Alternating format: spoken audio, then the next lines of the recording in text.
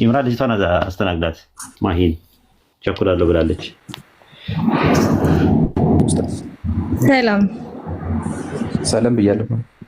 እሺ አንድ ጥያቄ ብቻ ነው ያለኝ። ምንድነው ሱራ አልሃቃ ትክክል ላልሆን ይችላል፣ ይቅርታ። እሺ አጠራሩ ከ69 ሱራ አልሃቃ 69 ከ44 እስከ 46 መሰለኝ፣ እርግጠኛ አይደለሁም። እዛ ላይ ማንበብ ትችላለህ አንተ? አሁን አንብቢውና ጥያቄውን አቅርብ። እሺ ብቻ ምንድነው የሚለው?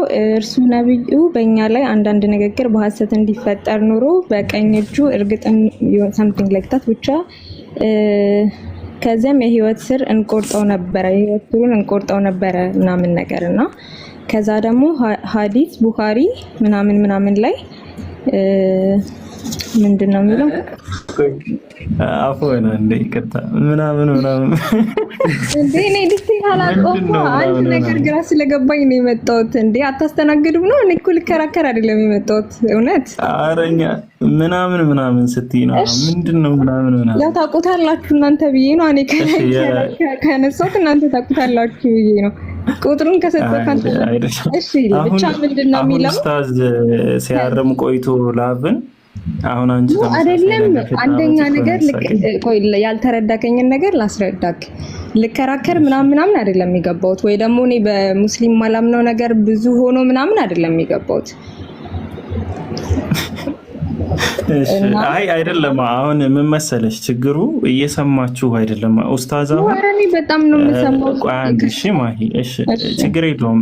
ሱራ 69 ሱረቱል ሐቃ ላይ ያነሳሽውን ነገር ይምሩ ይሄድበታል፣ ችግር የለውም። ግን አሁን ኡስታዝ ምን እያለ ነበር? ሱረቱል አንዋር ብሎ ሲጠይቅ መጽሐፈ ጨባሪቆስ ብሎ ሲጠይቅሽ የሌለ ነገር ነው እና አሁን አንቺ ደግሞ ምናምን ካልሽ ኦሬዲ የሌለ ነገር ነው እያወራሻለሽ ምናምን። ኦኬ እሱ አይደለም እኮ ሰው እኮ ሊጠይቅ ሲመጣ ልክ አይደለም ብቻ ብሎ አይደለም እኮ አይደለ? የሆነ አይዲያው እንዲኖረው ሲፈልግም ይመጣል ይጠይቃል አይደለ?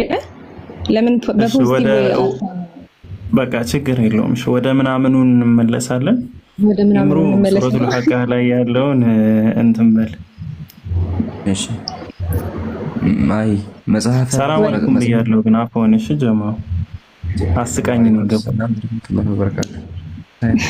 እሺ ማሂ አንድ ምሳሌ አስቀምጥልሽና ቁርአኑን እየፈታን እንምጣ። ከዛ ሐዲሱን አቋዋለሁ ተባበርሻለሁ።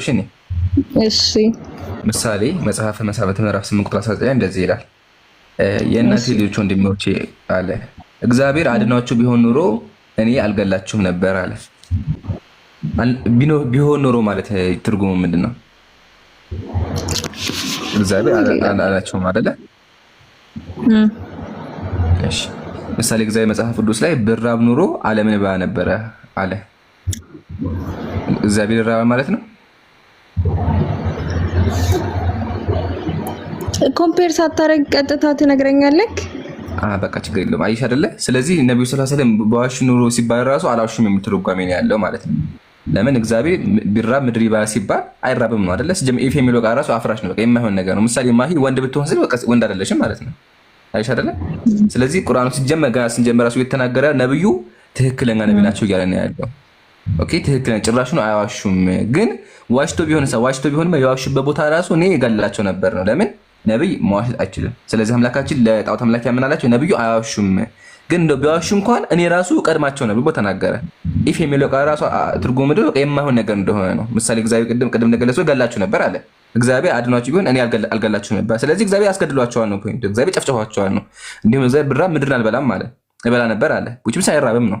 ስለዚህ እዚህ ጋርም ቁርአኑ ራሱ የሚናገረው ነብዩ አያዋሹም እያለ ትክክለኛ ነብይ እንደሆነ እየተናገረ ነው ያለው ነው። ይሄ ግልጽ ከሆነ ወደ ሐዲሱ ልሄድልሽ።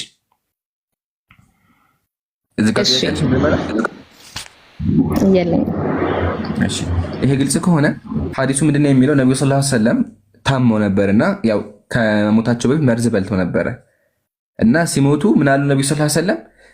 የደም ስሬ እንደተቆረጠ ይሰማኛል አሉ ነው አይደለ? ሐዲሱ ይሄ ነው። ቀለል አድርገን ላስቀምጥልሽ። ቁርአኑ ምንድን ነበር ያለው? ቁርአኑን ለምብብልሽ ቃል በቃል እናንብበውና ከዛ እየፈታን ነው እንምጣ። እሺ በእኛ ላይ ከፊልን ቃል ያላለውን በቀጠፈ ኑሮ በኃይል በያዝነው ነበረ። ከዚያም ከእርሱ የልቡን ስር የተንጠለጠለበትን በቆረጥነው ነበር አለ። ስለዚህ ነብዩ ካሹ አላህ ምን ያደርጋቸዋል?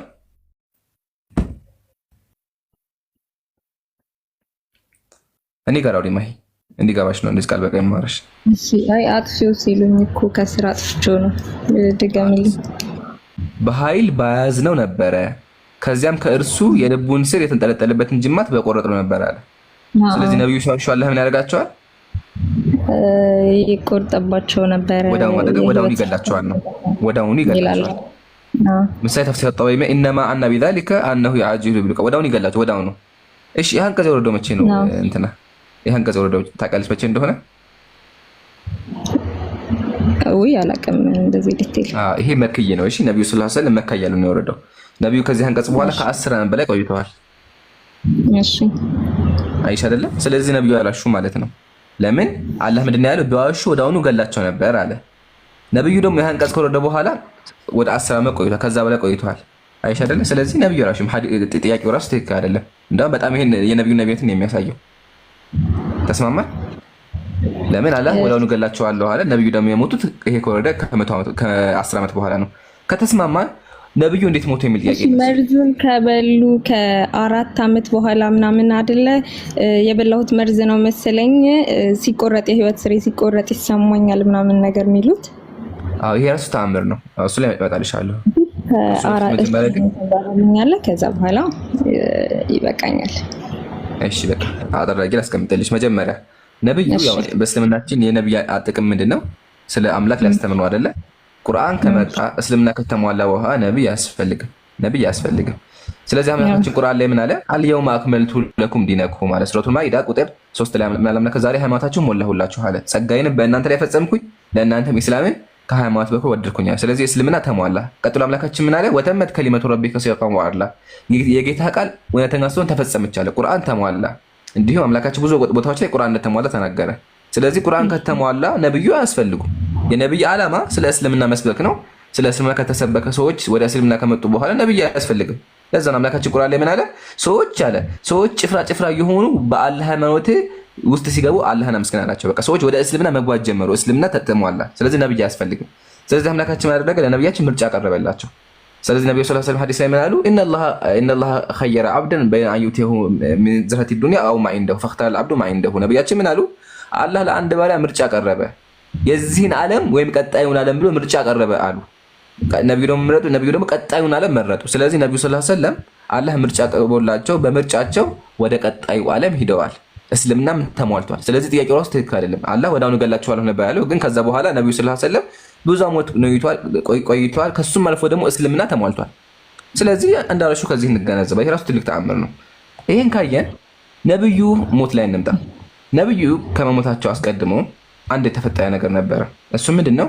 በገዝዋ ላይ በዘመቻ ላይ ያሉ አንዲት አይሁዳዊ ሴት የተመረዘ ፍየል ይዛ መጣችና አበላቻቸው እና ሲበሉ ሰሃቦች ሞቱ፣ ነብዩ ግን አልሞቱም።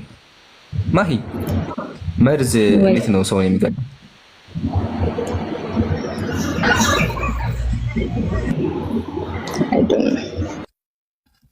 እሺ አንድ ሰው መርዙን ከሞላ በኋላ ይሞታል አይደለ? ምንም ጥርጣሬ የለውም ገዳይ መርዝ ከሆነ።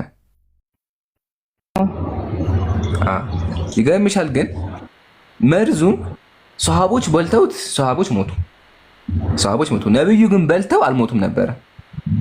ምን አይነት መርዝ ነው? ሌሎችን ሰዎች ገለው ነብዩን የማይገለው መርዝ?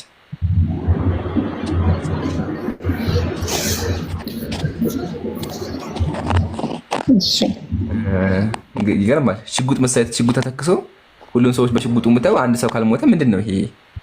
ምን ታያለሽ ማሂ?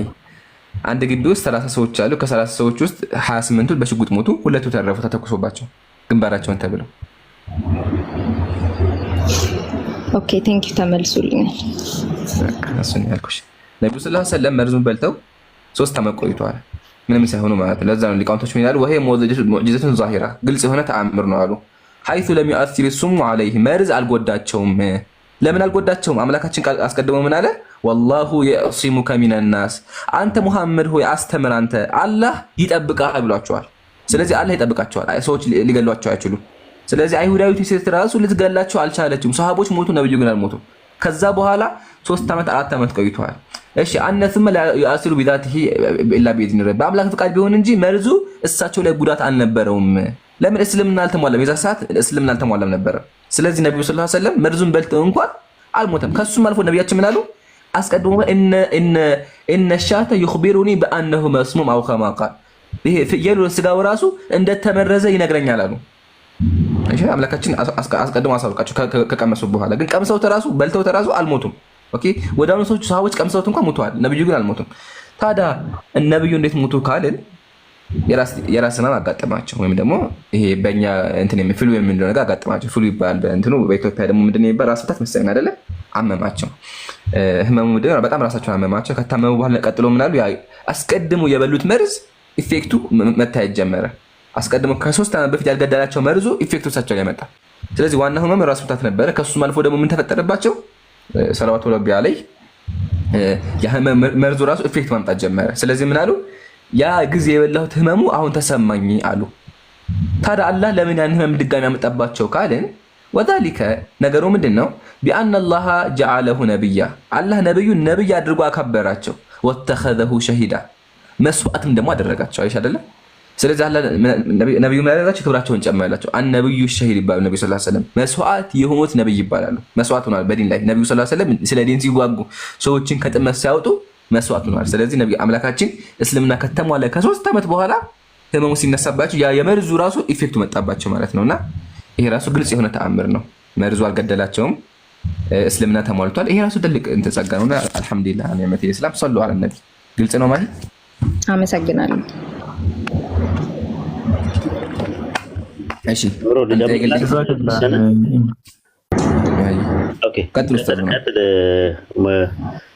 ፒኬ መጥቷል። ከፒኬ በኋላ ማውራት እችላለሁ እኔ። ፒኬ አውራ።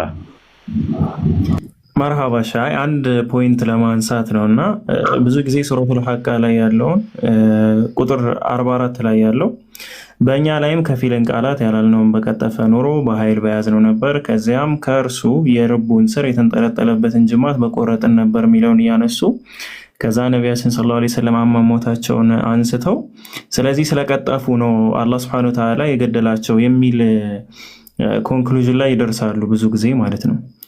ይህ ማለት አላህ ሱብሓነሁ ወተዓላ እውነተኛ አምላክ ነው ማለት ነው። አሁን በእነሱ አነጋገር ለምን በአላህ ላይ ሲዋሹ ነው የዋሹበት ቅጽበት ላይ ነው አላህ የገደላቸው ከተባለ ከዛ በፊት ትክክለኛ ነገር ነበር ማለት ነው የሚናገሩት። ቁርአንም የአላህ ቃል ነው። በእነሱ አካሄድ እንኳን ቢሄድ ሐሰተኛ ነብይ ወይም ደግሞ የውሸት ነብይ ሳይሆን የሚያስብላቸው ነቢያችን ሰለላሁ ዐለይሂ ወሰለም ትክክለኛ ነገር ሲናገሩ የነበሩ ከአላህ ሱብሓነሁ ወተዓላ የመጣን ራእይ ሲያስተላልፉ የነበሩ ሰው መሆናቸውን ነው የሚገልጹት። ከዛ ትንሽ ቆይተው ያው መጽሐፍ ቅዱስ ምንድነው ቁርአን ከመጽሐፍ ቅዱስ ተኮረጀ ምናምን እነዚህ ነገራቶችን ማለት አይችሉም ነው ሰዎቹ። ስለዚህ ቁርአንን የመቀበል ግዴታ ይኖርባቸዋል። ለምን ነቢያችን ሰለላሁ ዐለይሂ ወሰለም እንደነሱ አባባል በቀጠፉ ሰዓት ሙተዋል ከተባለ ከዛ በፊት የተናገሯቸው በሙሉ እውነት ስለሆኑ ያንን ነገር መቀበል አለባቸው ነው ኢቭን በእነሱ ሎጂክ። ይህን ሀሳብ ለማንሳት ያክል ነው። ኡስታዝ ቀጥል። ኢንሻአላህ ጀዛከላህ ኸይረን ጀዛ ማለት ነው። በሱረቱ ሐቃ ምዕራፍ 69 ቁጥር 44 እና 46 ላይ በእኛ ላይ ከፊልን ቃል ያላልነው በቀጠፈ ኖሮ በኃይል በያዝነው ነበረ፣ ከዚያ ከእርሱ የልቡን ስር በቆረጠው ነበር ይላል። የምኑን ስር ነው የሚለው? የምኑን ስር ነው የሚለው? ስር የልቡን ስር በአረበኛ ወቲን ይለዋል። ወቲን ማለት የልብ ስር ነው። አንድ ሰው የልቡ ስር ቢቆረጥ ይተርፋል ነው ይቆያል? አይተርፍም። አሁን ተመልከቺ ረሱል ሰለላሁ ዐለይሂ ወሰለም በሐዲስ ላይ ያሉት እንደምን ይሰማኛል ነው ብለው ያሉት ያስቀመጡት። አይታሽ ከሆነ ረሱል ሊሞቱ በህማማቸው ሳሉ አይሻ ሆይ በኸይበር የበላሁት ምግብ እስካሁን ይሰማኛል፣ የደም ስሬ እንደተቆረጠ ይሰማኛል። የደም ስሬ ነው ያሉት ወይስ የልብ ስሬ ነው ያሉት? የህይወት ስር የሚል ነገር ነው ያነበብኩት እኔ። የደም ስሬ ነው ያሉት እዛ ላይ። አባሃር ማለትና ወቲን ምንድነው ልዩነታቸው? ወቲን የልብ ስር ነው። አንድ ሰው የልቡ ስር ከተቆረጠ ኦልሬዲ አይቆይም፣ ይሞታል ወዲያው። ረሱል ሰለላሁ ዐለይሂ ወሰለም ግን ያሉት እዚህ ጋር ምንድነው? አሁንም በዚያ መርስ የደም ስሬ እንደተቆረጠ ይሰማኛል። የደም ስር አባሃር። ስለዚህ የደም ስሬ ነው። የደም ስር ሲቆረጥ አይነት ስሜት ይሰማኛል አሉ እንጂ የደም ስሬ ተቆርጧል አላሉም እሳቸው። ይሰማኛል ስሜቱ ነው። የደም ስር እንደተቆረጠ የደም ስር ነው። የደም ስር ማለትና የልብ ስር ማለት በይዘትም ሆነ በአይነት በመንስኤም ሆነ በውጤት ሁለት የተለያዩ ቃላቶች ናቸው። ስለዚህ አሁን ዴቪድ ውድ ምንድነው ያመጣው ይሄን አርጊመንት የዛሬ 7 ዓመት ሲመጣ ረሱል ሰለላሁ ዐለይሂ ወሰለም አላህ ምን ብሎ ተናግሯል? ከቀጠፈ የደም ጋኑን እንቆርጠዋለን ብለዋል። የደም ስሩን ወይም ደግሞ የልብ ስሩን እንቆርጠዋለን ብለዋል። ከዛ በኋላ ግን ረሱል ሰለላሁ ዐለይሂ ወሰለም ቂሰቱል ጋራኒክ የሚባል ነገር አለ። አላትና ውዛትና መናት የሚባለውን አላህ ያላለውን ነገር መተው ተናግረዋል። ስለዚህ በመርዙ እንዲገደሉ ያደረጋቸው አላህ ራሱ ነው ብሎ ነው አርጊመንት እንትን የሚለው የሱን ነው። አሁን ዛሬ ላይ ክርስቲያን ሚሽነሮች የሚያንጸባርቁት ማለት ነውና ረሱል ሰለላሁ ዐለይሂ ወሰለም ያሉት የደም ስሬ እንደተቆረጠ ይሰማኛል። ተቆረጠ አይደለም ያሉት፣ እንደተቆረጠ ይሰማኛል። አባሃር ማለት የደም ስር ማለት ነው። ወቲን ማለት ደግሞ የልብ ስር ማለት ነው። የልብ ስር ከተቆረጠ እስከ 4 ዓመት አይቆዩም ነበር ረሱል ሰለላሁ ዐለይሂ ወሰለም፣ ወዲያውኑ ነበር እንትን የሚሉት ማለት ነውና ከዛ አንፃር ነው። ተመሳሳይ ጥያቄ ምናልባት ኢምራን ጊዜ ካለ አንድ የፈጣሪ ነብይ በባይብል ውስጥ ከፈጣሪ መልእክት ይቀበል ነበር የሆነ ሳለ እና ዋንስ የሆነ ሳለ ከሰይጣን መልእክት ተቀበለ እና በዛ በመልእክቱ መሰረት መመሪያ አድርጎ ተከተለው። ያ ነብይ ታውቂዋለሽ? ሰምተሽ ታውቂያለሽ? አቀምን እንጃ አለ አንድ ነብይ ገምች እስቲ ማን ነው የነበረ? ተመልሶልኛል። አመሰግናለሁ በጣም እሺ። ከኢምራን ጋር አውራው። እሺ ኢምራን ሰላም አለይኩም። ኢምራን አዋራት ልጠይቃት የነበረው እሺ በርቋል። ድምፅሽ አይሰማ ግን ቀረብ ካልሽ ይሰማ መሰለኝ። ሰላም አለይኩም እንዴት ናችሁ? ወአለይኩም ሰላም ወራህመቱላህ። ጥሩ። በነገራችን ላይ ያው ነቢያችን አለይሂ ሰላቱ ወሰላም አሟሟት ዙሪያ ከክርስቲያን ወገኖቻችን በኩል ለሚጠየቀው ጥያቄ የሰሙትን ይዘው መተው ወገኖቻችን ይጠይቃሉ፣ ልክ እንደ መሀ አይነት ማለት ነው። ነገር ግን ነቢያችን አለይሂ ሰላቱ ወሰላም ሊሞቱ ሲሉ የታመሙት ሁማ የትኩሳት ነበር ያመማቸው። ኖርማሊ በትኩሳት ነው የሞቱት። እናም ደግሞ አንድ ሰው እንደው ቢባልና በመርዝ ነው እንኳን ሞቱ የተባለው መጽሐፍ ቅዱስ ላይ በጣም በርካታ ነቢያቶች ጠላቶች በብዙ ነገር እንትን ብለዋቸዋል። የአንድ ነብይ ለማነወር ምናምን ለሚያመጡ ለምሳሌ በመጋዝ ተሰንጥቆ የተገደለ ነብይ አለ። አንገቱ ተቆርጦ የተገደለ ነብይ አለ። መጥምቁ ዮሐንስ ነብይ ነው፣ አንገቱ ተቀልቶ ነው የተገደለው። ዘካርያስ ነብይ ነው፣ እሱ በመጋዝ ተሰንጥቆ ነው የተገደለው። ሌሎችም ነብያቶች እንደዛ እናቴ ላቋርጥሽ ከይቅርታ ጋር እኔ ጥያቄውን አነሳሁት የኦርቶዶክስ መጽሐፍ ቅዱስ ላይ ያለው ልክ ነው ወይ እንትን ላይ ያለው ስህተት ነው ምናምን ለማለት ፈልጌ ሳይሆን ይሄኛው አይዲያው ትንሽ ስላልገባኝ ስለነበረ ለዛ ነው የጠየኩትና ጥያቄም ተመልሶልኛል። ቴንኪው በጣም ከተመለሰልሽ አመሰግናለሁ። ከተመለሰልሽ ያው ተመሳሳይ ታሪኮች ስላሉ እንዲገባኝ ይገባኛል። ችግር የለውም እሱ በደንብ ነው የሚገባኝ።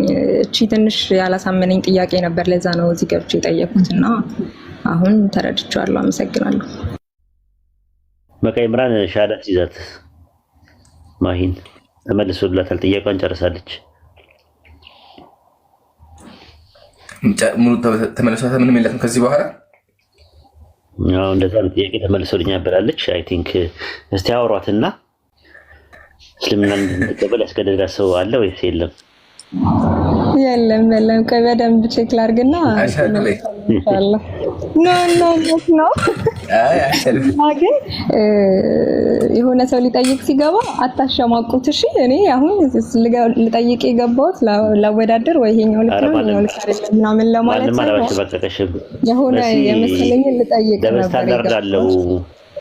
ደብል ስታንዳርድ ባይብላችሁ ላይም እንደዛ አይነት ነገር አለ ነው ለማለት የፈለገችው እንጂ አይ በደንብ ነው የሚገባኝ። እሱን አይቼ ነው የመጣሁትና እዚህ ወይናት ማሂቅ ይቅርታ ማን ነው ሚውት አደረገኝ? ይሄ ማሽናት አይደለም።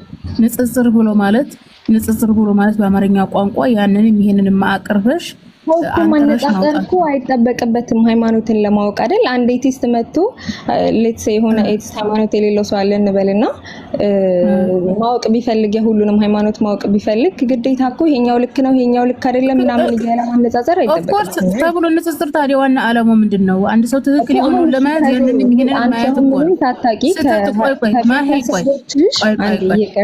ኖርማሊ ሶሻል ሚዲያ ላይ ተሺ በኔ ተናድሽ ከሆነ ተዩ እኛ ምን ሰራው ማንንም አልተናደድኩም። ደሞ ማሸማቀቅ አይደለም። አልተረዳሽኝም። ምን እያሸማቀቅኩ አይደለም ውዴ። ንጽጽር ብሎ ማለት ስተቱን እየጣሉ ተረጂ። ንጽጽር ብሎ ማለት ስተቱን እየጣሉ እውነቱን መያዝ ነው አንደኛ ነገር። ሁለተኛ ነገር ደግሞ ከክርስቲያን ወገኖቻችን ጋር ስለሆነ እንትን የምንለው በክርስትና ነብያት በሰዎች አደጋ የደረሰባቸው አሉ። እናም ደግሞ በእስልምናም አንድ ነብይ እንደው አደጋ በሰዎች በጠላት አደጋ ቢደርስበት እንደነውር አትቆጠሩት ክርስቲያን ወገኖቻችን ነው መልእክቱ። ሲቀጥልም ነብያችን አለይሂ ሰላቱ ወሰላም ይሞቱ ሲሉ የታመሙት የትኩሳት በሽታ ነው እንጂ በመርዝ አይደለም የሞቱት። እንደውም በመርዝ ነው እያለ ለሚመጣ ክርስቲያን ወገን ይሄማ ተአምር ነው። የነብዩን ታላቅ ነብይነት ነው የሚያሳየው ነው። ተመልሶልኛል ብለሻል። እኔ አንቺን ለማሸማቀቅ ሳይሆን አጠቃላይ ህዝቡ እንዲማር ነው። ገስት ላይ ያለው ሰው እንዲማር ነው። ማሸማቀቅ በሚል አላምንም። በጣም ነው መጣለ። ይሄ ዲስገስት የሆነ ነገር ነው። ቀጥሎ ያጀማ። እሺ ቴንክ ዩ አመሰግናለሁ።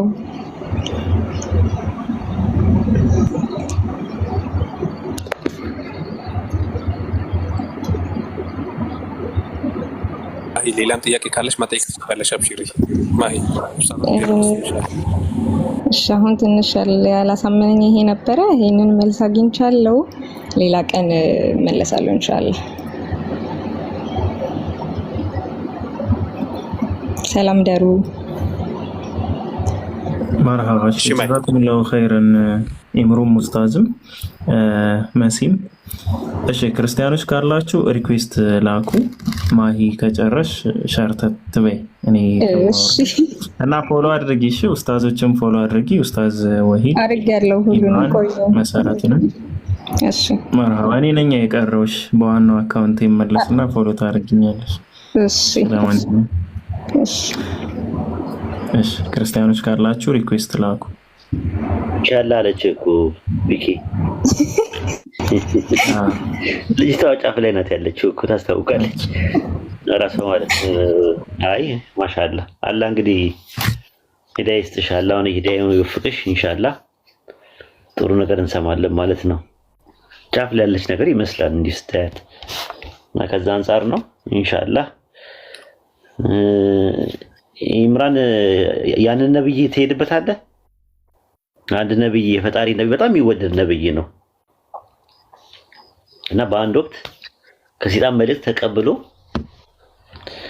ከዛ በኋላ ለህዝቡ ያንን መልእክት አስተላልፎ መልእክቱን የተቀበሉ ሰዎች ተጨፈጨፉ። ፈጣሪ እሱን ሳይሆን የነካው መልእክቱን የተቀበሉት ሰዎች ናቸው የተገደሉት። ታውቃለህ?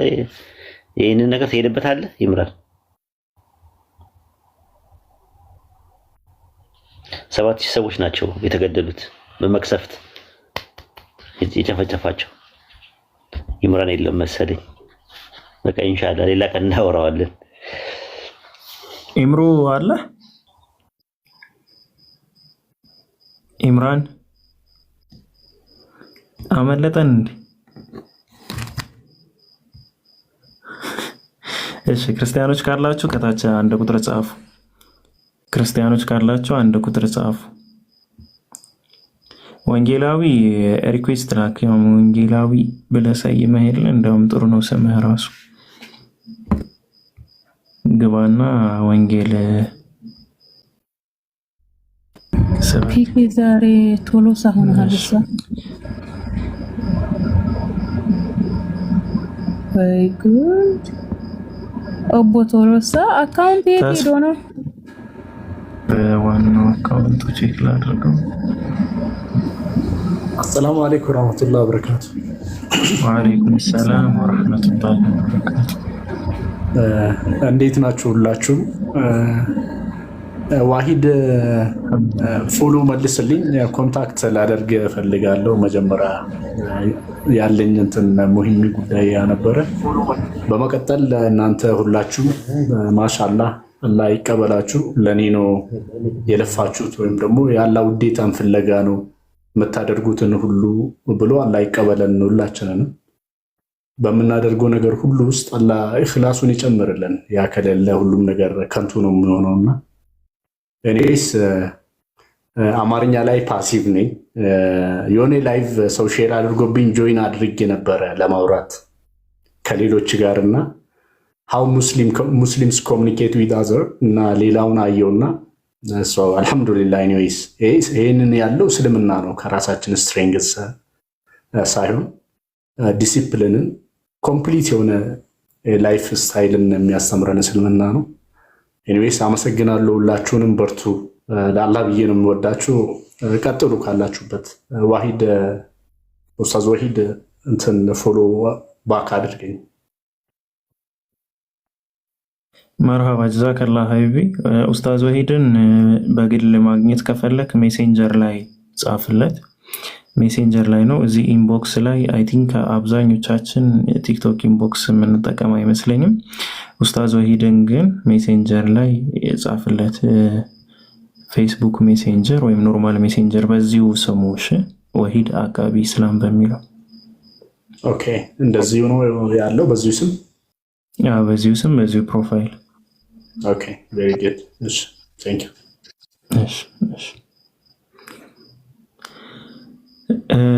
እሺ ተስፋው አለ። በዚሁ አጋጣሚ እኔ አማርኛን ኢምፕሩቭ ማድረግ ስለምፈልግ የመጣው ሰማቸዋለሁ፣ ብዙ ጊዜ ሰማለሁ። የራሴን እንትንም የመናገር ክህሎትንም ዲቨሎፕ አደርጋለሁ። በዚህ በርቱ ላለው እኔ ለሌላ ሰው ቦታ ለቃለሁ። አሰላሙ አለይኩም ወራህመቱላሂ ወበረካቱ። ወአለይኩም ሰላም ወራህመቱላሂ ወበረካቱ።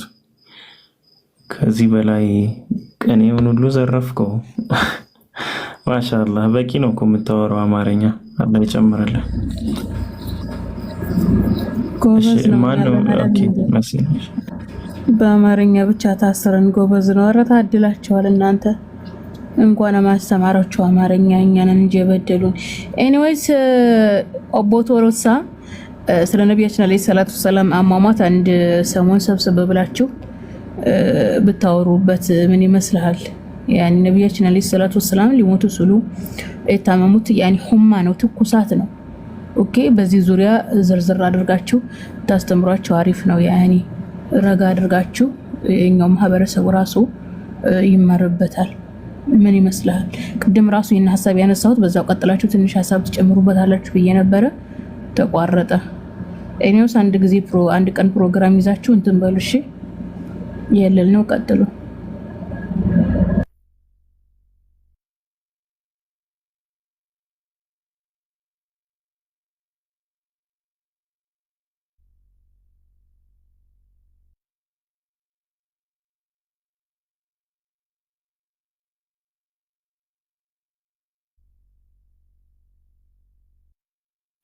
መርሃባ መሲ፣ አሪፍ ሀሳብ ነው። አፎን ሳይው ስልክ ይዤ ነበረ፣ ስልክ ተደውሎልኝ ኢንሻአላህ እስኪ የሆነ ቀን ኡስታዞች አመቻችተው ፕሮግራም ይሰጡናል ብዬ አስባለሁ። ኢንሻአላህ ተስፋው አለ።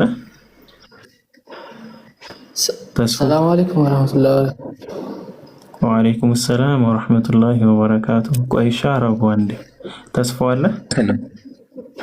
ኦኬ እሺ አንድ ጓደኛ አለኝ ጎኔና አውቄያለሁ ለምን እንደገባ ግን ተስፎ ስለቀደመው ብዬ ነው ኮሜንትን እያየሁም ስለነበር። ኢምሩ ቀጥል ከአረቡ ጓደኛ ጋር። አይ እሺ አፎን ጥምጣታችን ከነበረ ያጀማ አልነበርኩም ነው ይቅርታ። እሺ አረቡ ሰላም ብያለሁ። ሰላም አለይኩም። ወአለይኩም ሰላም ወራህመቱላሂ ወበረካቱ።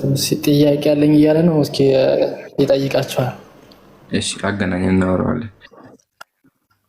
ኢምራን ብራዘር እንዴት ነው? አለ ሰላም ብያለሁ። እንዴት ነው ወገኔ? እግዚአብሔር ይመስገን ሰላም ነው። አልሐምዱሊላህ። ማን ልበል? ጥያቄ ሀብታሙ። እሺ ከየት ቤተ እምነት ነህ ሀብታሙ? ኦርቶዶክስ። እሺ ጥያቄ ማቅረብ ትችላለህ። ጥያቄ ነበረኝና ልጠይቅ ፈልጌ ነው። እንትን የኔ ጥያቄ ምንድነው? አሁን በእንትን ማለት ነው አሁን በእስልምና አላህ አምላክ ነው ተብሎ ነው የሚታመንበት እና በእስራኤሎች ደግሞ ወይንም በአይሁዶች ያህዌና ሐሼም ብለው እንትን ይላሉ። በክርስትና ደግሞ እግዚአብሔር ተብሎ ይታመናል እና እነዚህ አምላኮች አንድ ናቸው ማለት ነው ወይስ?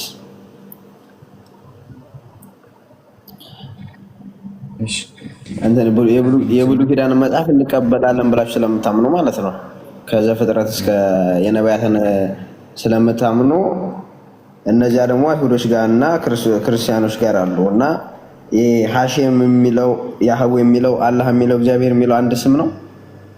በአስተምሮ ነው የሚለያየው ወይስ? አይ አንድ ስም አይደለም። ልመልስልህ? እሺ አልሐምዱሊላህ ወከፈ። መጀመሪያ እኛ ሙስሊሞች አምላካችን አላህ ብለን እንጠራዋለን። አላህ በወሩ መጠሩና ለማን ነው? ራሱ አምላካችን ምን አለ? ኢነኒ አነ አላህ እኔ አላህ ነኝ ብሎ አስተዋውቋል። ስለዚህ ሙስሊሞች አምላካችን አላህ እያልን የምንጠራው። ኦኬ በክርስትና አሁን አንተ ምናምን በአይሁድ ሐሼም ይሉታል። ሐሼም ማለት እኮ ደኔም የሚል ትርጓሜ ነው ያለው። ኔም ነው በቃ ስሙ ራሱ ሐሼም ያህዌ ወይም ሐሼም አዶናይ ይላሉ። ስሙ አዶናይ የሆነው ይላሉ። አዶናይ ማለት ጌታ የሚል ትርጓሜ ነው ያለው። ጌታ የሚለው ደግሞ የአምላክ ስም አይደለም። ባይ ዘ ዌይ አይሁዳውያን የአምላክን ስም ጌታ፣ አምላክ፣ ሁሉን ቻይ እያሉ ይጠሩታል። ግን ዋና ስሙ ማን ነው ስትላቸው አያውቁትም። የለም ተረስቷል። የአምላክ ስም ተረስቷል። እሺ እግዚአብሔር ማለት ደግሞ እግዚእና ብሔር ነው። የዓለም ጌታ፣ የዓለም ገዢ ያህዌ ነው። የእስራኤሎች ላይ ያህዌ ነው። ዘፐርሰን ነው ያህዌ ራሱ አናባቢ ጠፍቷል። ሀብታሙዬ ያህዌ የሚለው አሁን የሚነበበው እንጂ በክላሲክ ሂብሩ ነው እንጂ በፓሊዮ ሂብሩ ላይ ያህዌ ተብሎ አይነበብም። ጠፍቷል። አናባቢው ጠፍቷል። ያህዌ የሚለው ቃል አናባቢው ጠፍቷል። ኢንሻአላህ ስለ ኡስታዝ በደንብ ይሄድበታል። ግን ዋናው በየትኛው ሄደ ጎጎላያን ከፈለከ ሰዎች ጋር በየትኛው ሄድ አይሁዳውያን የአምላክን ስም ረስተዋል። የአምላክ ስም መጠሪያ ያህዌ አይደለም። የአይሁዳ ሃይማኖት እኮ ላይ እኮ የጠፋ አይደለም። አሁን ላይም እኮ አለ አይደል እንዴ? እነሱ የሚጠሩበት የአምላክ ስም አለ። የአምላካቸውን ስም ረስተውታል። ያህዌ ወይም ሐሼም ብለው የሚጣሩት ማለት ነው። እሺ እዚህ ጋር እኮ አላህ ማለት እኮ አንድ አምላክ ማለት ነው ትርጉሙ ማለት ነው። እንደነሱ ከሆነ ማለት ነው አላህ ማለት አንድ አምላክ ነው ብሎ ነው እንትን የሚባል። አላህ ማለት አንድ አምላክ ማለት ነው። እሺ ባንዴ ታደምጠኛለህ? ሀብታሙ ፖይንት ላስቀምጥልህና ከዚህ ጋር ባህልሽ ሐሳቤ እንዴ መሰለህ። አይሁዳውያን ምን አላቸው? የአምላክን ስም በከንቱ አትጥራ የሚለውን ነገር ይጠቀሙ። እንደ አምላክን ስም አያነሱም። አንደኛ ሲቀጥል ቋንቋቸው ራሱ እያደገ ሲመጣ የፓሊዮ ሂብሩ ወደ ክላሲክ ሂብሩ ሲመጣ ወደ አሁኑ ሲመጣ አናባቢው ያህዌ የሚለው ቃል አናባቢው ጠፍቷል ነው። ኢንሻአላህ እሱን ደግሞ በደንብ ከፈለክ እናስተምርሃለን ምን እንደሆነ ማለት ነው። ብቻ ግን አሁን እኛ ሙስሊሞች አምላካችንን የምንጠራው አላህ ብለን ነው። ያህዌ ብሎ ጥሩ ያለበት ቦታ የለም። መጽሐፍ ቅዱስ ላይ ብትመጣ ያህዌ ብሎ አልተጠራም። ራሱ ሰዎች ናቸው እግዚአብሔርን ያህዌ ያሉት። እግዚአብሔርም የኢትዮጵያ ስም ነው። ኢትዮጵያዎች ለአምላካቸው ያወጡት ስም ነው። ግን ችግሩ ምንድነው? የአምላክ ስም አይደለም። ከኢትዮጵያ አይወጣም። ትርጉሙ ምንድነው? የዓለም ጌታ ማለት ነው። አላህ የዓለም ጌታ ነው። የዓለም ጌታ ነው። ግን እግዚአብሔር አንድለውም አላህን ለምን? ራሱን እግዚአብሔር ብሎ ስላልጠራ። እኛ ሙስሊሞች አምላካችን የምንጠራው ራሱን በጠራበትና ነብዩ ሰለላሁ ዐለይሂ ወሰለም በጠሩበት ስም ነው። አምላካችን አርራህማን ተብሎ አርራህማን እንለዋለን፣ ግን እግዚአብሔር አልተባለም። ስለዚህ እግዚአብሔር አንልም። እግዚአብሔር የሚለው ስም ኢትዮጵያውያን የኢትዮጵያ ቀሶች ናቸው ለአምላክ ያወጡት። ስለዚህ የቤት ስራ ምን ትወስዳለህ? የአምላክ ስም ማን ነው የሚለውን ነገር የቤት ስራ ውሰድ። ለምን? የአምላክ ስም በክርስትና ስለማይታወቅ ሙስሊሞች ግን አምላካችን ቁርአን ላይ ኢነኒ አነ አላህ ብሏል። ስለዚህ እኛ አላህ እንደሆነ እናምናለን። ነገር ግን አይሁዳውያን የሚያመልኩት አምላክ የሙሴ አምላክ የነቢያት አምላክ የመጀመሪያው ማለት ነው። የመጀመሪያው አምላክ የኛ አምላክ እንደሆነ እናምናለን። አምላካችን እና ወሐይና ኢለይከ አለ ቁርአን ላይ እኛ ወደ አንተ ራእይ ያመጣን ወደ አብርሃም ወደ ሙሴ እንዳመጣ ነው አለ። ስለዚህ መጀመሪያ መሰረቱ ትክክል ነበረ። ስሙን ባንቀበለውም ግን አምላኩን እንቀበላለን። አላህ የዓለማት ጌታ እንደሆነ እናምናለን። ግን አላህ የዓለማት ጌታ ቢሆንም እግዚአብሔር የሚለውን ስም ለአላህ እንጠቀመው እንደ ስም ማለት ነው። ግን አላህ እግዚአብሔር ነው ከተባለ ችግር የለብንም። ማለትም አላህ የዓለም ጌታ ነው ቢባል ማለት ነው። አላህ ጊዜ ብሔር ነው ቢባል ጊዜ ብሔር ማለት የዓለም ጌታ የዓለም ገዢ ነው ቢባል ችግር የለውም። አላህ የዓለም ገዢ ነው። ረቡል ዓለሚን ነው። ሲጀመር አልሐምዱሊላህ ረቢል ዓለሚን የዓለማት ጌታ አላህ ነው። ቁርአን የመጀመሪያው ምዕራፍ የዓለማት ጌታ ይለዋል። ግን አላህ መጥቼ እኔ እግዚአብሔር ብዬ አልጠራውም። ለምን? አላህ እግዚአብሔር ጥራኝ ስላለኝ። ስለዚህ ሀብታሙ የቤት ስራ እንደሚጠይቀው ጥያቄ የአምላክ ስም ማን ነው? እግዚአብሔር ማን ነው? ስሙን ንገረኝ እስኪ። እግዚአብሔር ነው የኔ አምላክ። እግዚአብሔር ብሎ ያወጣለት ጥራ እንደዛ ወጥቶ ያለው ማን ነው? ነቢያት፣ ኢየሱስ ወይስ እግዚአብሔር? ራሱ እግዚአብሔር ማለት ነው። ማነው እግዚአብሔር በተራ ያለ? ወደ አማርኛ ወደ መጽሐፍ ቅዱስ ወደ አማርኛ እንትን አባቶች እንትን ሲሉ እግዚአብሔር ብለው እንትን ያሉ እግዚአብሔር ብለን እንጠራዋለን ማለት ነው። አሁን የጥያቄ እዚህ ጋር የይሁዳ አሁን ኢምራን አንድ ያዳምጠኝ እዚህ ጋር ማለት ነው። አሁን የነቢያትን ትንቢት ትቀበላላችሁ፣ ኦሪትን ትቀበላላችሁ፣ ሁሉንም ትቀበላላችሁ። ደግሞ እንትን ላይም ሐዋርያትን ሙስሊም ናችሁ ብላችሁ እንትን ቪዲዮ ይቻለውና አሁን እግዚአብሔር ያህዌ እና አላህ የሚለው ወይም የይሁዶችና የእናንተ አምላክ አንድ ናቸው ወይ ነው? ባስተምሮ ነው የሚለያዩ? አንድ ነው ወይ አምላክ ብዬ ነው ጥያቄ። ወይ ነው ወይ አይደለም ብለህ መልስልኝ። አይደለም ደግሞ ካልከኝ እንትን ትንቢቶቹን የሐዋርያትን እንትን የነቢያትን ትንቢት ምናምን መቀበል የለባችሁም ማለት ነው። ለምን? የአይሁዶች ስለሚተዳደሩባቸው ወይም ስለሚመሩበት። እሺ አሁን ጥያቄውን ቀይረኸዋል። መጀመሪያ ስም ለነበርክና ነው ስለ ስም ያወራው። አሁን ግን ችግር የለውም። ስለ ህጉ ከሆነ እመጣልሃለሁ። አይ መጀመሪያ ስለ ስም ነው የጠየቀኝ። ስሙን ደግሞ እንዳልከው ነው። እግዚአብሔር ብለህ ጠራኝ አለህ። የለም እግዚአብሔር ያልከው አንተ ቄሶች ስላልሆኑ ነው። አየህ፣ ሲጀመር እግዚአብሔር የሚለው ስም ኢትዮጵያ ውስጥ ብቻ ነው። ጌታ ነብዩ አላህ የሚባል አምላክ አለ ስላለህ እንዴ አላህ ብለህ የምትጠራው? አምላክ ራሱ ቁርአን ላይ አላህ ነኝ አለኝ። አልተዓለሙ ለሁ ሰሚያ ሞክሼ የለውም እኔ ስም ያለህ ማለት ነው። ቁርአን የወረደው ለነብዩ መሐመድ ነው አይደል? ነብዩ መሐመድ ቃል ወረደልኝ ለነብዩ ነው የወረደው። ግን ለነብዩ ብቻ ቁርአን የመጀመሪያ መጽሐፍ አለ። ከቁርአን በፊት ብዙ መጽሐፎች ነበሩ። እዛም ላይ አምላካቸው ራሱን አላህ ነው ያስታወቀው። ቆይ አንዴ ሳወራ አዳምጠኝ እሺ።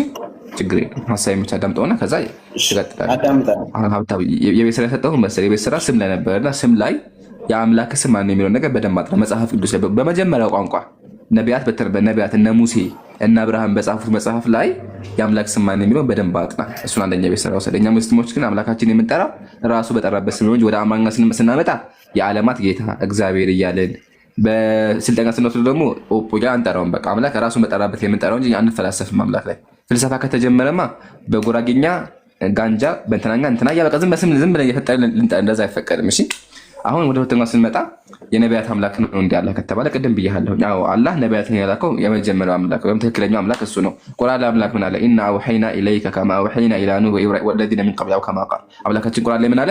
እኛ ራእይን አውረድን አንተ ነብይ መሐመድ ሆይ ወደ አብርሃም፣ ወደ ኢየሱስ፣ ወደ አስባጥ ሁሉም ነቢያት እንደላክን ወደ አንተም ላክን አለ። ስለዚህ የነቢያት አምላክ አላህ እንደሆነ እንገነዘባለን። ነገር ግን ባህሪያት ላይ ተዋሽተውበታል ብለን እናምናለን። ማለትም አይሁዳውያንና ክርስቲያኖች አምላክን ሰድበዋል፣ አምላክን አንቋሸዋል ብለን እናምናለን። ግን እነሱ ቢያንቋሹትም መሰረቱ ነቢያት የሰበኩት አምላክ የኛ አምላክ እንደሆነ እናምናለን፣ እንቀበላለን። ነቢያትን የሰበኩት ትክክለኛውን አምላክ ኢየሱስ ምሳሌ አምላክ ነው። አላህ ያይጠና ነበር፣ ትክክለኛ ሰባኪ ነበር ኢየሱስ። ግን ችግሩ ምንድን ነው? ከኢየሱስ በኋላ የመጡ እናንተ ሐዋርያት ብላችሁ የምታምናቸው አካላት አምላክን አንቋሸዋል። ከሱ በፊትም ደግሞ እነ ኦሪት የምታምነው መጽሐፍ የተበረዘ መጽሐፍ ስለሆነ እዛ መጽሐፍ ላይ አምላክ ተንቋሸዋል። ግን መጀመሪያው በነበረው ላይ ግን እናምናለን። ሙስሊሞች ትክክለኛ አምላክ እንደሆነ እንቀበላለን። ሲጀመር መጽሐፍ እናወራላችሁ እራሱ አምላካችን ነው። እሺ እኮ ስለዚህ የይሁዶች አምላክና የሙስሊሞች አምላክ አንድ ነው ማለት ነው። ትክክል። በባህሪ ከሆነ አይሁዳውያን ወሰድበውታል፣ በአምላክነት ከሆነ ትክክል ነው። ኦኬ። ስለዚህ የአይሁዶች አምላክና የሙስሊሞች አምላክ አንድ ነው ማለት ነው። በስም ነው የሚለያየው። የአይሁድ አምላክ ሲጀመር የሚባል ነገር የለም። የሁሉም አምላክ አንድ አምላክ ነው ያለው። አይሁዶች የሚያመልኩት ከሆነ ትክክል ነህ፣ ግን ሰድቦታ አሁን የሚጠሩት ነው እኮ ያልከው እንጂ ትክክል ነህ። ያው መጠሪያ ስም ራሳቸው ያህዌ ብለው አወጡለት፣ አምላክን ሰደቡት፣ መጽሐፋቸውን ቀየሩት። ግን ስቲል አምላክ ብለው የሚያመልኩት አካል የነቢያትን አምላክ ነው። ደግሞ የነቢያትን አምላክ የምናመልከው የነቢያት ትንቢት ሁሉም እኮ አይሁዶች ጋር መጽሐፍ አለው። የኦሪትም ሁሉም እኮ አሁን እንትን የይሁድ እምነት እኮ በፊት የነበረ አሁን ላይ እየጠፋ ሳይሆን ከጥንት ጀምሮ ያለ ነው የይሁድ እምነት ማለት ነው። ክርስትና በኋላ የመጣው ትክክል ነው። ግን አይሁዳዊ ራሱ መተና ደግሞ መጽሐፉን በርዘዋል። ትክክል አይደለም። ትንቢት እያሉ ብዙ ነገሮች ቀይረዋል። አይ ጥያቄሽ መልሰልኛል። የአይሁዶች እና የሙስሊሞች አምላክ አንድ ነው ብለህ መልሰልኛል። አመሰግናለሁ። የነበር ጥያቄ ዋናው ከተመለሰ ለሱ ነው። እሺ ተመሳሳይ ጥያቄ ልጠይቅህ። እኔን ጠይቀኝ፣ ችግር የለም። የክርስቲያኖች አምላክ አብ ወልድ መንፈስ ቅዱስ የአይሁዳውያን አምላክ ናቸው?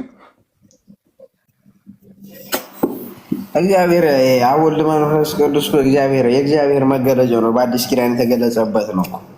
የእግዚአብሔር መገለጫ ሳይሆን የእግዚአብሔር አካላት ናቸው። ሁሉ ኪዳን እኮ እንቀበላለን። የአይሁዶች አምላክ የኛ አምላክ ነው። ግን ልዩነታችን ምንድነው? እነሱ ክርስቶስን የእግዚአብሔር የባህሪ ልጅ ነው ብለው እንቀበሉ፣ እኛ ደግሞ ክርስቶስ የእግዚአብሔር የባህሪ ልጅ ነው ብለን እንቀበላለን። ይሄ ነው ልዩነታችን። ልፈልግ እንጂ አምላካችን አንድ ነው። አምላካቸው ስለልምጣልህና አንተ የምታመልካቸው አብ ወልድ መንፈስ ቅዱስን አይሁዳውያን አምላክ ብለው ይቀበላሉ፣ ያመልካሉ። አስተካክል። እዚህ ጋር መጀመሪያ የምታመልካቸው ሳይሆን የምታመልከው ብለህ ታረመ። መጀመሪያ አንተ ማለት የምታመልከው ነው። የምታመልካቸው የሚላቸው ለምን ሶስት ናቸው? እኔ የማመልከውን እኮ ነገር አንድ አምላክ ነው ብዬ ነው የማመልከው። አንድ አምላክ ሶስት አካል አንድ አምላክ ብቻ አትልማ። አንድ አምላክ የሚሉ ሙስሊሞች እናንተ አንድ አምላክ ሶስት አካል የምትሉት አትርሳ።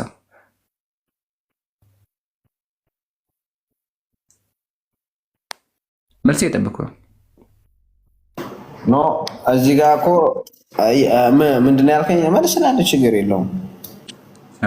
ጥያቄውን ረስተዋል። ድገምልህ። እናንተ የምታመልኳቸው አብ ወልድ መንፈስ ቅዱስ አምላኮቻችሁ በአካል ሶስት ነው ብለን እግዚአብሔር በአካል ሶስት ነው ባህሪ አንድ ነው ብለን ነው የምናምነው። ያ ደግሞ ይሄን አምላክ በአካል ሶስት ሆነ አምላክ አይሁዳውያን ያውቃሉ። ያመልካሉ። እዚህ ጋር የማመልከው እያለሁ አንተ አምላኮቻችሁ ብለህ መናገር በቃ አይደለም። እሺ ችግር ላስተካክልልህና አብ ወልድ መንፈስ ቅዱስ በመለኮት አንድ ላይ የምታምናቸውን አምላኮች አንዴ ታዳምጠኛለህ? እሺ አብ ወልድ መንፈስ ቅዱስ በመለኮት አንድ ላይ የምታመልካቸው መገለጫው ነው። አንዴ ታዳምጠኛለህ? ሀብታሙ የምታመልከው ካላልክ እዚህ ጋር የምታመልከው ብለህ አስተካክላ። እሺ የምታመልከው አስተካክልኩልህ። በቃ አይ የምታመልካቸው እያልክ እሺ አስተካክልልህ። እስኪ አንዴ አዳምጠኝ ሀብታሙ፣ አንዴ ረጋ ብለህ አዳምጥ። ምን አትረበሽ የለብህም። ረጋ ብለህ አዳምጥ። አብ ወልድ መንፈስ ቅዱስ በአካል ሶስት በመለኮት አንድ ብለህ የምታመልከውን አምላክ አይሁዳውያን ያመልኩታል?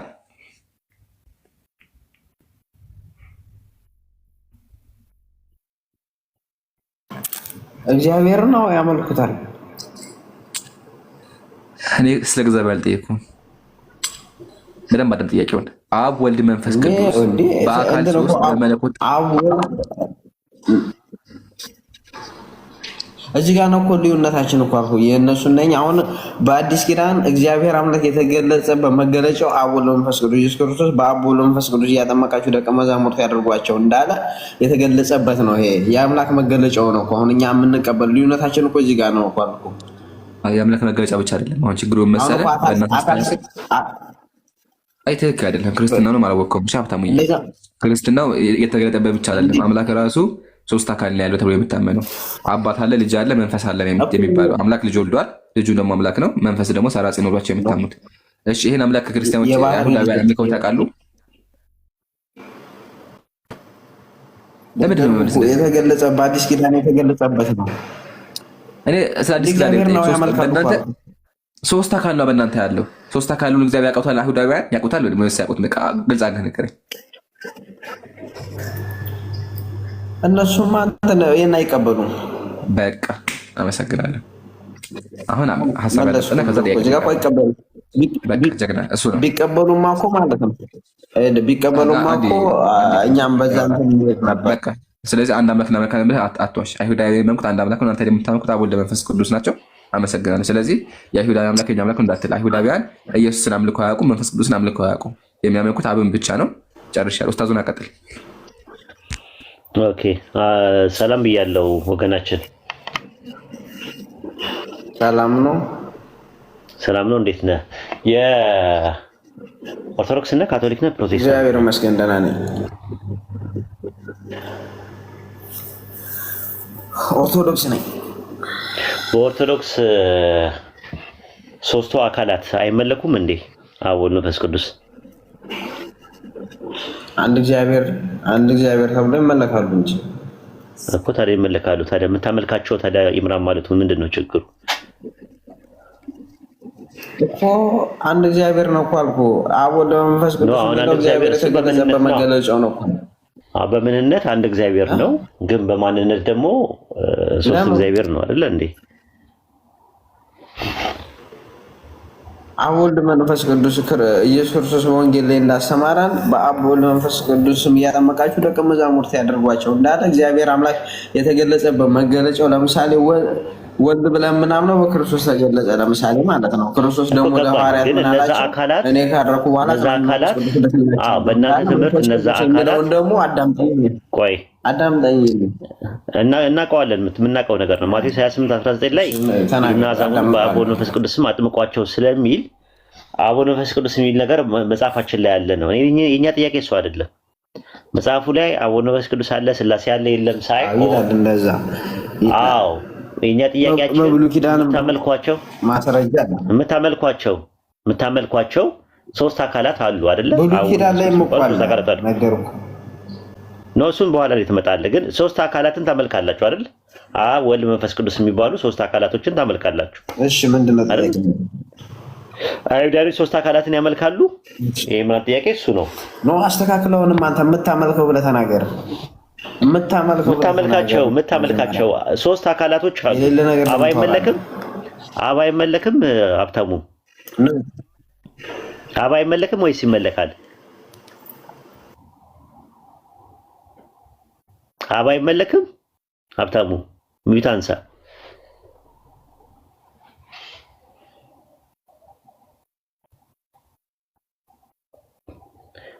አለው እኔ እሰማለሁ።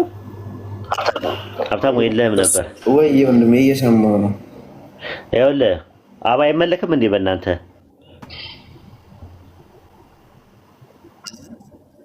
እየሰማሁ ነው እኮ። አብ አይመለክም፣ ወልድ አይመለክም፣ መንፈስ ቅዱስ አይመለክም ካልከን ችግር የለውም።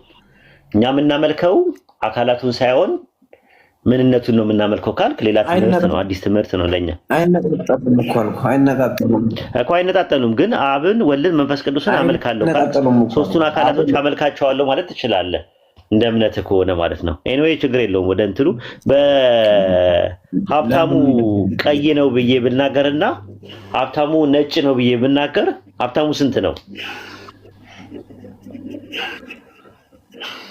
ያ አንተ መጀመሪያውን ቀለም ስላላወቀው መናገር አችልም እኮ ግምት ነው። ኤግዛምፕል ነው የምነግርህ። አሁን ለምሳሌ አንድ ሰው እሺ ወይድ ቀይ ነው ቢል፣ አንድ ሰው ደግሞ ሌላ ሰው ደግሞ ወይድ ጥቁር ነው ቢል ወይድ ስንት ነው? ወይዳ አንድ ነው። ለምን? አይ ሁለት የተለያየ ነገር ነው አይተረከው ያንተኖቹ ናቸው ሰዎቹ የራሳቸው እንትን አሁን እዚህ ጋር አመለከ በቃ እንደዛ ማለት ደግሞ አምላክ አንድ ሁለት አምላክ የለም። ሁለት አምላክ የለም። ባይብል ላይ ያለ አምላክ ሌላ፣ ቁርአን ላይ ያለ አምላክ ሌላ ተብሎ በእኛ በኢስላም ለሁለት አይከፈልም። ከአላህ በቀር አምላክ የለም በእኛ ትምህርት። ስለ አላህ ወይም ስለ ፈጣሪ ግን ቅዱሳን መጽሐፍቶቻቸው የመጀመሪያ ኦሪጂናሉም ስለሌለ፣ ሁለተኛ ነገር ደግሞ ከኮፒ ወደ ኮፒ ሲመጣ በአንዳንድ ነገሮች የመጀመሪያ ነገሮች ላይኖሩ ይችላሉ። አሁን ቅድም አንተ እንትን ያልከው ነገር ላይ አላህ የሚለው ስም አይሁዶች ያውቁታል። ለምሳሌ ላሰማ አንድ አይሁዳዊ ሲናገሩ ስኮላር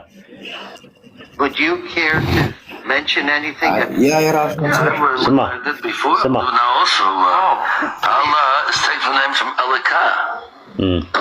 which is we use that word all the time. We have the same God as the Arabs. We believe in the same God, one God. ከአረቦች ጋር አንድ አምላክ ነው ያለን። አላህ የሚባል አምላክ የኛም አምላክ ነው አሉ። የአይሁዳይ ረቢ ናቸው እሳቸው የሚናገሩት። እሺ so it's a paradox. See, the Christians believe in the Trinity. ክርስቲያኖች የሚቀበሉት ትሪኒቲ ነው። ከክርስቲያኖች ጋር ግን አንድ አይነት አምላክ የለንም ነው የሚሉት። ቀጥሉ። Whatever that's supposed to mean, but it's a part of it is their God, who's a JC, we call him. But that's not our belief at all. We're not allowed to believe anything like that, and we're embedded. እነሱ ከሚያመልኩት ጋር እኛ የምናመልክ አይደለንም አሉ። Terms with the Christians, but generally not with the Arabs, generally speaking. But we have in common, we believe in the same God.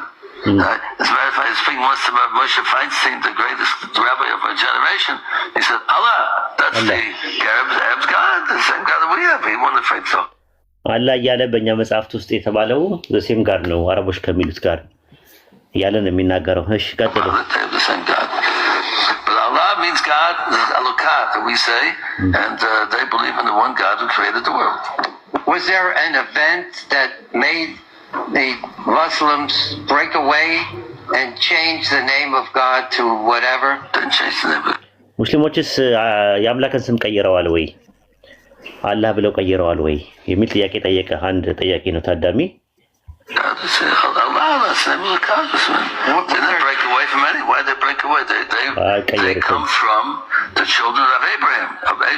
ከአብርሃምና ከእስማኤል ያገኙት ነው አላህ የሚለውን ስም እያለ ነው ያለው።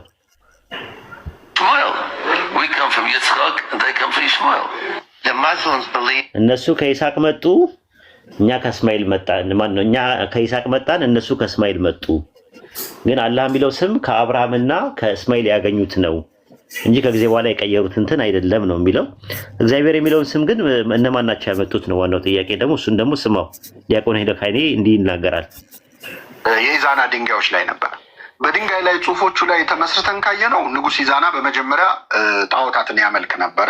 የፀሐይ አምላክ፣ የጨረቃ አምላክ ተብለው የሚጠሩ አምልኮች እንግዲህ ነበሩ በዛ ዘመን። ምናልባት ኢትዮጵያ ጣዖት አምልኮ የምታመልክበት ዘመን ነበር የሚለው በቤተክርስቲያን መጽሐፍት በግልጽ የተጻፈ ነው። አንዳንድ ሰው ፌንድ ሊያደርገው ይችላል፣ ግን ይሄ በግልጽ የተጻፈ ነው። ቅዱስ አባ ጊዮርጊስ ዘጋስጫ እና በኃይለ እግዚአ ሰማይ ወምድር የሚለውን ስም ኢዛና እግዚአብሔር የሚለውን አምላክን የምንጠራበትን ስያሜ ያበረከተልንም እሱ ነው። ኢዛና በዚህ ጀማው ጣዖት አምላኪ ነበረ ኢዛና። ስለዚህ እግዚአብሔር የሚለውን ስም ነው አለቀ ስላለቀ ነው ብቻ ነው ያለው። እንትን ነው እኮ አሁን እዚህ ጋር ቆረጥ አድርገህ ማለት ነው ስለ ኢዛና ታሪክ እንትን ሲል ኢዛና ጣዖት አምላኪ ነበረ የሚለው ነው ያልኩህ። እሺ ጣዖት አምላኪ ነበረ፣ እግዚአብሔር የሚለውን ስም ያበረከተው እሱ ነው። ያው ነቢያትም ሐዋርያትም አያውቁትም። እግዚአብሔር አንደኛ የግዕዝ ቃል ነው። እዚህ ማለት ጌታ ማለት ነው። ብሔር ማለት ደግሞ አገር ማለት ነው። የብሔር ጌታ ማለት ነው ትርጉሙ። ስለዚህ የብሔር ጌታ የሚለውን ቃል ለመጀመሪያ ጊዜ ያበረከተልን ኢዛና ነው የሚለው። ሐዋርያትም ነቢያትም አያውቁትም ይህን ስም። ባይብል ላይ ብሉይ ኪዳን የተጻፈው በዕብራይስጥ ነው። አዲስ ኪዳን የተጻፈው ደግሞ በግሪክ ኮይኔ ነው። ስለዚህ እግዚአብሔር የሚለውን ስም አያውቁትም። አንደኛ የአረማይስጥና የዕብራይስጥ ተናጋሪዎች ናቸው እንጂ የግዕዝ ተናጋሪዎቹ አልነበሩም። ይህንን ነው የምንረዳው ማለት ነው። በተረፈ ስለ አሸም ያወራው ነገር አለ። አሸም የሚባለው ዮዲሄ ቫብሄ የሚባለው ነገር ተነባቢ ፊደል ነው ያለው። አናባቢ ፊደሉ ጠፍቷል ራሱ። አናባቢ ፊደል ላይ ሲጠፋ ከአዶናይ ከሚለው ላይ አኦአ የሚለውን ነገር ጨመሩና ያህዌ ወይም ደግሞ በላቲኑ ጆሆቫ የሚለውን ነገር ፈጠሩ ማለት ነው። ያም ራሱ ቶታሊ ሮንግ ነው ራሱ ማለት ነው። ይሄ አሸር ይሄ የሚለው አያም ሁ አያም ማለት ነው። እኔ ማን እኔ ነኝ ማለት ነው ትርጉሙ። እንደገና ደግሞ ዮዲሄ ቫፕ የሚባለው ነገር ሀዋ ከሚለው ሀዋ ማለት ኖረ ከሚለው ቃል ይመጣና ሂዝ ማለት ነው። ያህወ ማለት ነው። ልክ ያ ማለት በአረብኛም እንደዛው ሆይ ማለት ነው። ሁወ ማለት እርሱ ማለት ነው። እርሱ ሆይ እንደማለትም ነው ብለው የሚፈቱት አለ። ቁርአን ላይ አለ እንደዛ አይነት ነገር። ሱረቱ በቀራ ምዕራፍ 2 ቁጥር 163 ላይ አለ ሁወ የሚለው ቃል ማለት ነው። ያህወ የሚባለው ማለት ነው። በአላሃይ በሚል ስምም ይታወቃል። ዘሊቪንግ ዋን በሚል ማለት ነው። እንደዚህ አይነት ነገሮች አሉት። ስለዚህ አንድ አምላክ ነው ያለው። ግን ስለ አንድ አምላክ ያለው መረጃው ያለው ነገር እንትን ላይ ይችላል። ቅድም አንተ በብሉይ ኪዳን ትቀበላላችሁ ብለሃል። እኛ ብሉይ ኪዳን አንቀበልም። የምንቀበለው ተውራት፣ ኢንጂልና ዘቡር ነው። ካላህ ዘንድ በኦሪጂናል ቅርጽ የመጡትን ነው እንጂ አሁን ክርስቲያኖች በእጃቸው በያዙት ነገር ወይም ደግሞ በመጨመር በመቀነስ ላይ ያደረጉት ነገር አይደለም ለማለት ፈልጌ ነው። ኢምራን ወጣ እንደ ኢምራን ኢምሮ አልብኝም እያለ ነበረ። ኢምሮ ወጣ። ኦኬ ጥሎኝ እሱን ተማምኜ ቁጭ ብዬ ጥሎኝ ወጣ። እኔ ደግሞ ለእሱ አስረክቤ ልወጣ ነበር እና ሀብታሙ በራስ ስልክ ናና ፎሎ አድርገንና ኢንሻአላህ እንማማራለን። አንተም እንማማራለን ኢንሻአላህ። ሌላ ጥያቄ አለ? አይ ጥያቄ ተመልሶልኛል። ጥያቄ የነበረ አንድ ናቸው ተብዬ ተመልሶልኛል። የለኝም ጥያቄ። ግን እዚህ ጋር አንተን የምለው አሁን አንድ ሰው ሊማር ወይም ሊጠይቅ ሲመጣ በኮሜንት ላይ ሌላ ነገር የሚናገሩ በጣም ይደብራል። አንተ ኮሜንት ለምን ትከታተላለህ? እኔ እኮ አሁን ራሱ የሆነ ልጅ መጥቶ ሲሰርበኝ ነበረ። ራሱ መጥቶ ጥላቻ ምናምን ነገር ሲለኝ ነበር። ግን ለአድሚኖች ስጣቸው። እሱ የሚሳደቡ ሰዎች ሊኖሩ ይችላሉ። አንተ አትከታተል። ኮሜንት ለምን ታያለህ? ታች አንተ እኔን ለምን አታየኝም? የኔ ፎቶ የኔ መሰለ ፎቶ ይዤ የኔ መሰለ መልኬን አየው። ግን ይታያል። ጭንቅላቴ ራሱ አረንጓዴ ነው። እኔም ብታይ ይሻልህ ነበረ። ሰው አትይ፣ እንደዚህ ታች ያሉትን ሰዎች ተዋቸው። አይ ነው ግን እንደዛ አይ እኔ እንትን ነው የምለው፣ ግን ሰው ሊጠይቅ ሊማማር ሲመጣ እንደዛ ነው። እና ምን አደረክ? ምንም ያሉት ነገር የለም። እኔ ከተከሳር ከስርም ሌላ ነገር ያሉ ነገር ያለ አይመስለኝም። እንጃ አይደለም አላየውም ወይ እኔ እና አንድ ጥያቄ ነበረኝ ኡስታዝ ልጠይቅ ይቻላል? ኦኬ ጠይቃለሽ ኢንሻአላህ። ከፒኬ ያላችሁ መሲ ፒኬ አንተ መልስልኝ ኡስታዝ ወይ አንተ መልስለት። የዲያቆን ሄኖክ ንግግር በፔጂ ተፖስቷል። ካልተፖስተ እስኪ ፖስት ቲክቶክ ላይ አለ። ከቲክቶክ ላይ ነው ያመጣሁት። እኔም አንተ ፔጅ ላይ አለ፣ ቲክቶክ ላይ አለ። አዎ ፖስቼዋለሁ። እሺ ኡስታዝ ቴሌግራም ነው ወይስ ቲክቶክ? ኡስታዝ ቲክቶክ ላይ ወደ ታች ስትወሩ ታገኙታላችሁ። አይዋ ጥሩ። ይሄን ጥያቄ መልስለት። እሺ ጠይቀኝና ልውጣ። እሺ እንትን መጽሐፍ ቅዱስ ላይ ነው የምጠይቀውና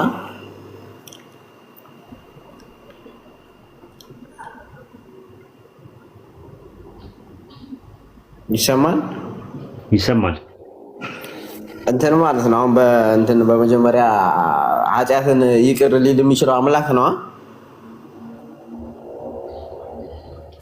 አዎ እንደዛ ነው። መላእክቶችን ማዘዝ የሚችለው አምላክ ነው አይደል? አዎ ምን ታፋጥጠኝ ነው? አንዱን ጨርሳ ኃጢአት ማሰረይ የሚለውን ጨርስ። አይ መጀመሪያ አምላክ ባህሪ የሆኑትን አሁን መላእክቶች ለአምላክ ብቻ መታዘዛቸው እንትን ነፃ ፈቃድ የላቸውም። መታዘዝና መታዘዝ ነው። ኃጢአትን ይቅር ሊል የሚችለው አንድ አምላክ ብቻ ነው አይደል?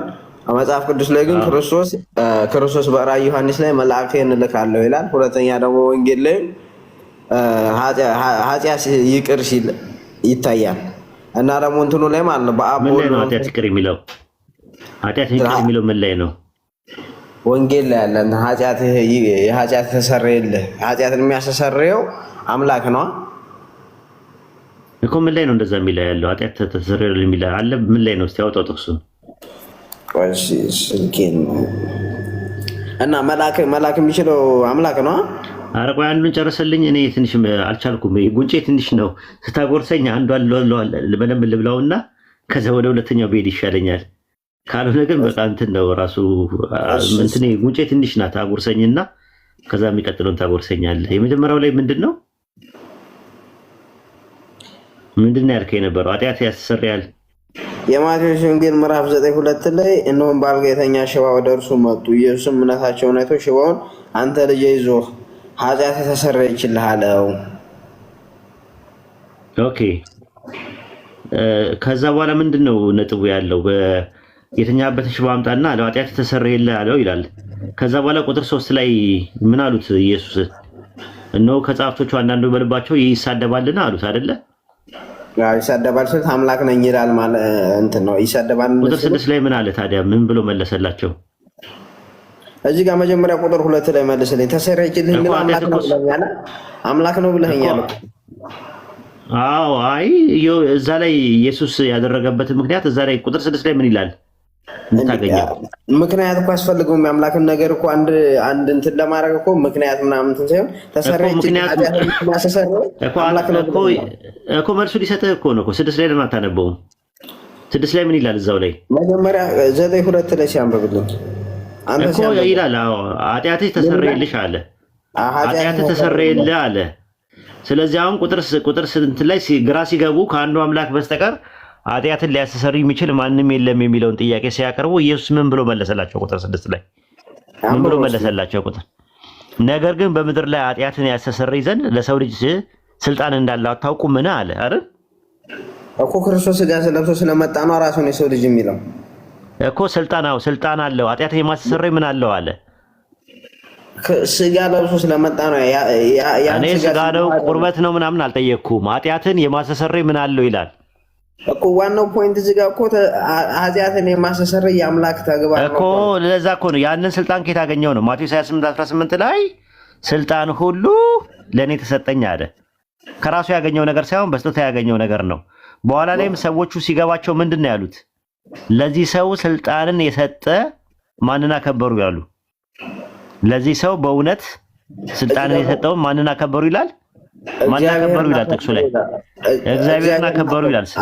ስለዚህ ከራሱ ያገኘው ነገር አይደለም። ከራሱ ያገኘው ነገር ሳይሆን ስልጣን ተሰጥቶት ነው ኃጢአት ያስተሰርየው። እሱ ብቻ አይደለም ኃጢአት የሚያስተሰርየው፣ ሐዋርያትም ኃጢአት ያስተሰርያሉ። ከፈለክም ልሰጥ እችላለሁ።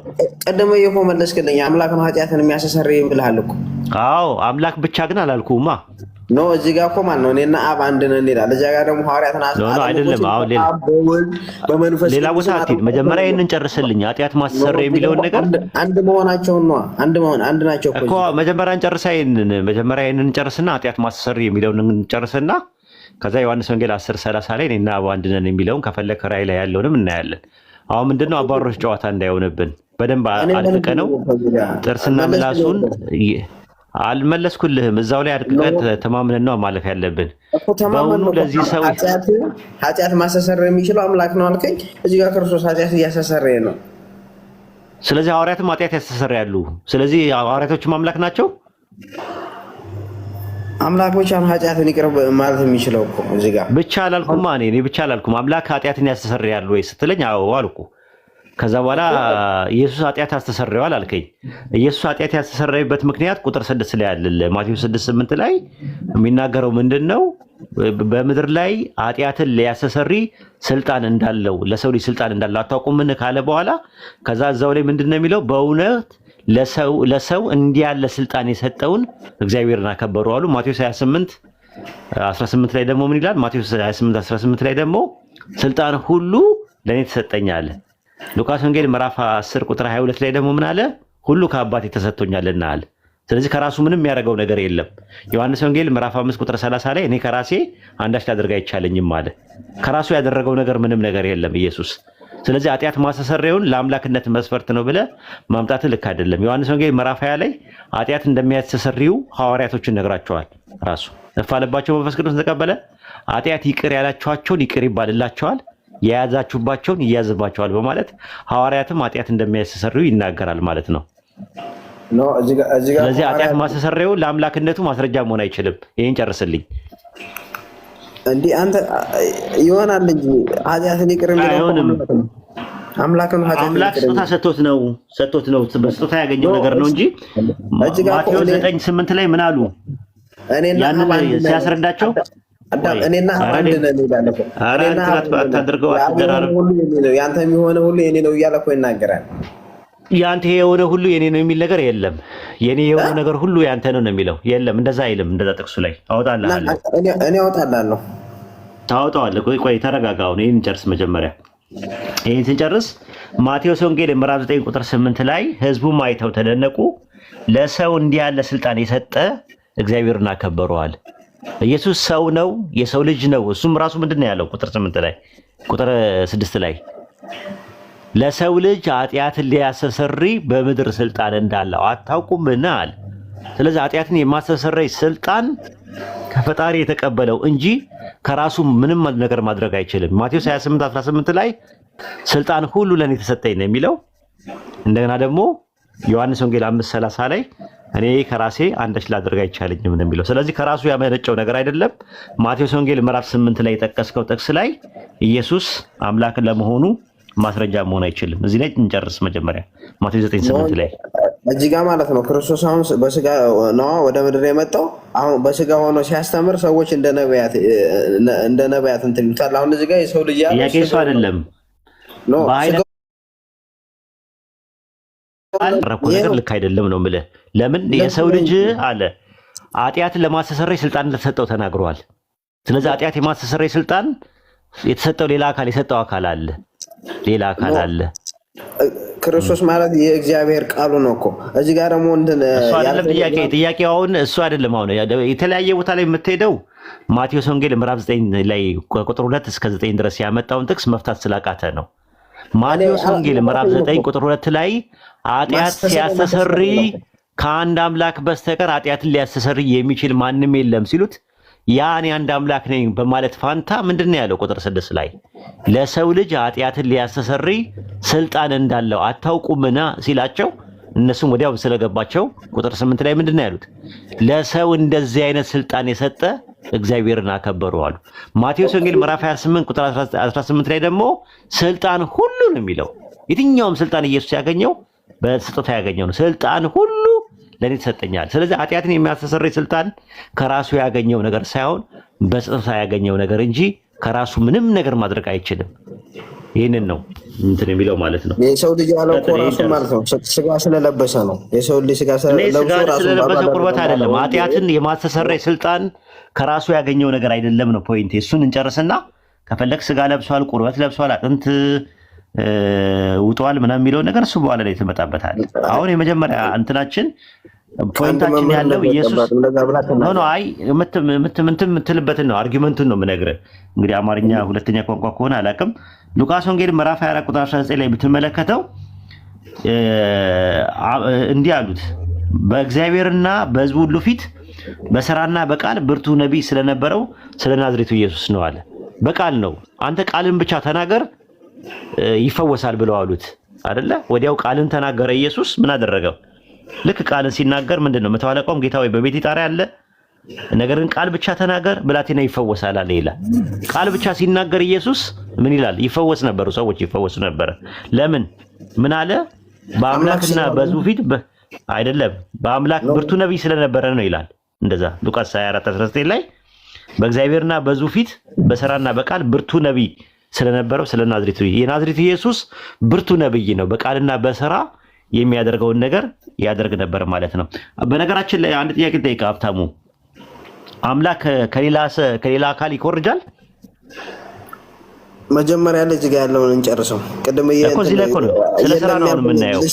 ኃጢአት መጀመሪያ ላይ የኔ ሆነ ያንተ ነው ያንተም የሆነ የኔ ነው የሚል የለም ብለሃል። እሱ ላይ እንመጣበታለን። ግን ለማንኛውም እንድታውቀው ዮሐንስ ወንጌል ምዕራፍ 5 ቁጥር 20 ላይ ሲናገር ምንድነው የሚለው? ቁጥር 19 እና 20 ላይ ስትመለከተው አብ ወልድን ከሚያሳየው በስተቀር ወልድ ከራሱ ምንም ነገር ማድረግ አይችልም አለ። አብ ወልድን ይወደዋል፣ የሚያደርገውን ሁሉ ያሳየዋል አለ። እዚህ ጋር አንድነታቸው ነው እኮ አሪፍ ጥቅስ ነው። ለምን ያሳየዋል? የሚያደርገውን ሁሉ ለምን ያሳየዋል? ለምን ያሳየዋል? ራሱ ማድረግ ከቻለ ለምንድን ነው የሚያሳየው? ለምሳሌ አቡኪ አይደለም አቡኪ የማደርገውን ነገር ያሳየኛል ብዬ ብናገር እኔ ከራሴ ምንም ማድረግ አልችልም። ለምንድን ነው እኮ ከራሴ ምን አለ የሚያደርገውን ነገር ለምን ያሳየዋል? ሁሉን ቻይ ከሆነ አንድነታቸውን ነው እኮ የሚያሳየው። እዚህ ጋር ለምን ያሳየዋል ነው እኮ የምልህ። አብ ወልድን ያሳየዋል። ለምን ያሳየዋል? የሚያደርገውን ራሱ አያደርግም ወይ? ሳያይ ምኑን ነው የሚያሳየው? እዚህ ጋር ስራውና የሚሰራውን ስራ ሲያሳየው ነው። አንድነታቸውን ነው እኮ የሚያሳየው አልኩ። እዚህ ጋር ምኑን ነው አንድነታቸውን ነው የምትለው? ማለት እያሳየው እያለ እሺ፣ እናንተ ከአባታችሁ ያያችሁትን ነገር ታደርጋላችሁ አለ። ሰይጣንና አይሁዳኖች አንድነት አላቸው የባህሪ ማናማ እናንተ ከአባታችሁ ያያችሁትን ነገር ታደርጋላችሁ አላቸው። አባታችሁ ያላቸው ማንን ነው?